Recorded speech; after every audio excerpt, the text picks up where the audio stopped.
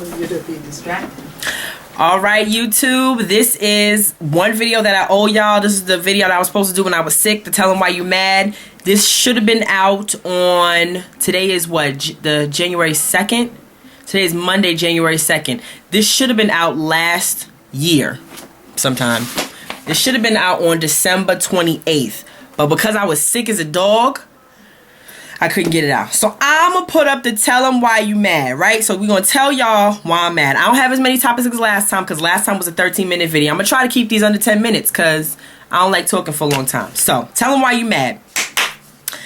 Y'all are my therapist. I keep telling y'all, I'm going to just vent to y'all. There are 3 things that have made me mad in the last couple weeks. Well, more than 3, but I ain't. I'm going to just do 3 now. First, if y'all have been in New York and y'all have been watching the news, y'all heard about the man who set the woman on fire in the elevator until she died.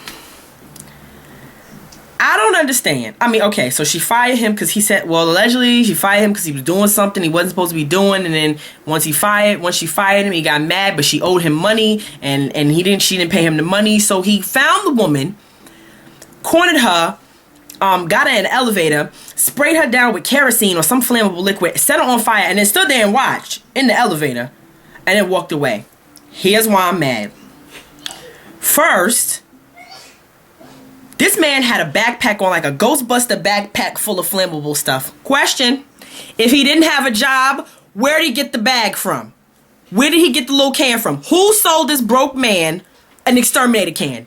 And then who didn't see this man? Like, you can buy kerosene at Costco or Home Depot. When you see somebody filling a thing with a spray thing full of kerosene, don't you kind of look suspicious? I mean, if I'm pushing my cart in Costco and I see somebody filling a spray can with kerosene, I stop. Like, and what do you plan to do?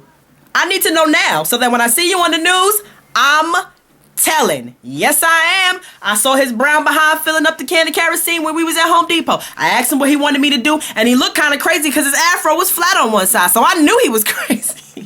I'm telling. Who sold him the can? Why? How can you fill up a spray, like an exterminator spray can of kerosene, and don't nobody think that that's suspicious? I'm just, that makes me a little nervous. Are we not paying attention, black people? Finally, why would you set her on fire? Because now not only are you not getting your money, you're going to jail. So set her on fire. Unless the money was going to magically appear out of the flames like a phoenix, you are still without your back pay. And you're up the river. Good luck ducking Bubba. That's all I'm saying, because you brought this on yourself.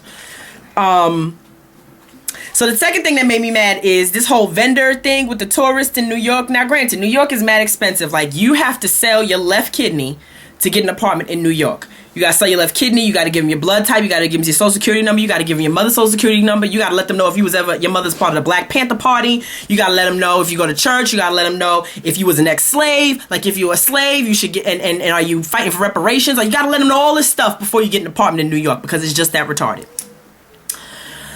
So everything is expensive, right? But tourists come here, and they come here. I mean, tourists do tweak my nerve a little bit because they kind of walk around like this. They just walk around Manhattan like this. Really slow. And when you're trying to get somewhere, you kind of don't want to trip over a baby tourist. So that's all I'm saying.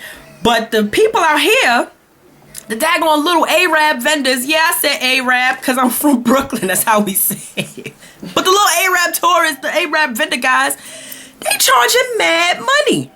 First of all, I don't eat the nasty pretzels in Manhattan. People who don't live in New York eat them pretzels. And them Long Islanders, they good for eating them pretzels. I don't eat the pretzels in New York.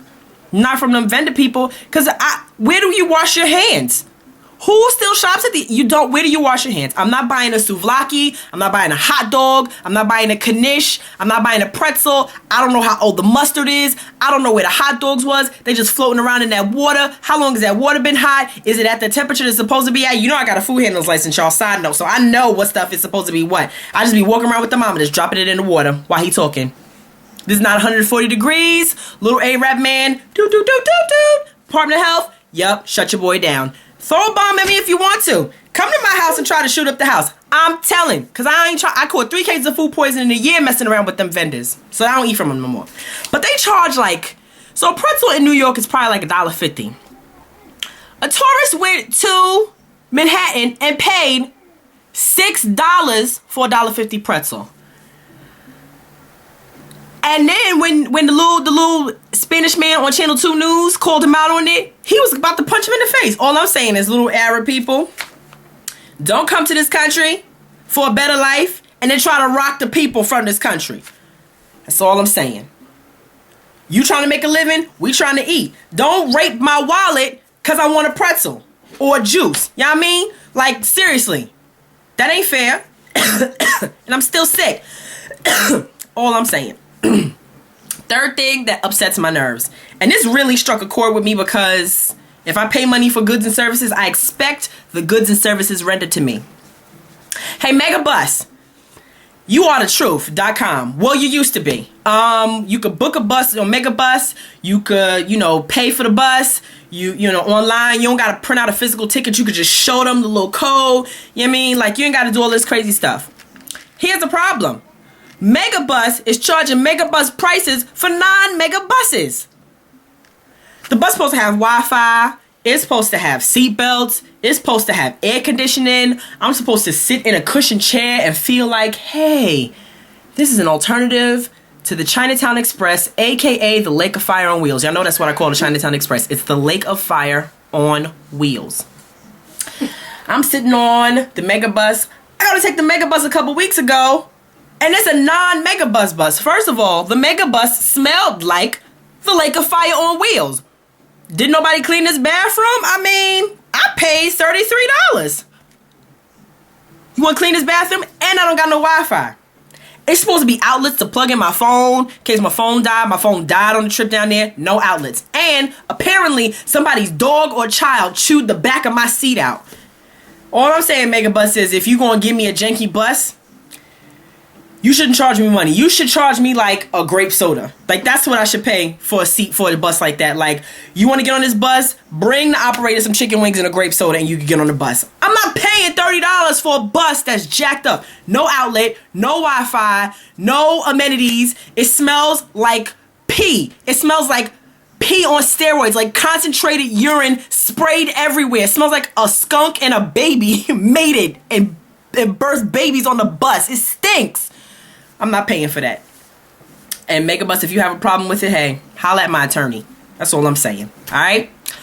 That's for me. That's me right now. I'm off this. My mother-in-law is rolling because she's sitting over here laughing at me, trying not to make noise. I'm telling them why you mad. 2012. I don't feel bad and I ain't pulling punches. And if you don't like me, holla at the kid, okay? You can hit me up in my inbox here on YouTube. If it's a real problem, you know what I mean? I ain't giving you my email address, matter of fact, because I don't want everybody emailing me. It's just that simple. Holla.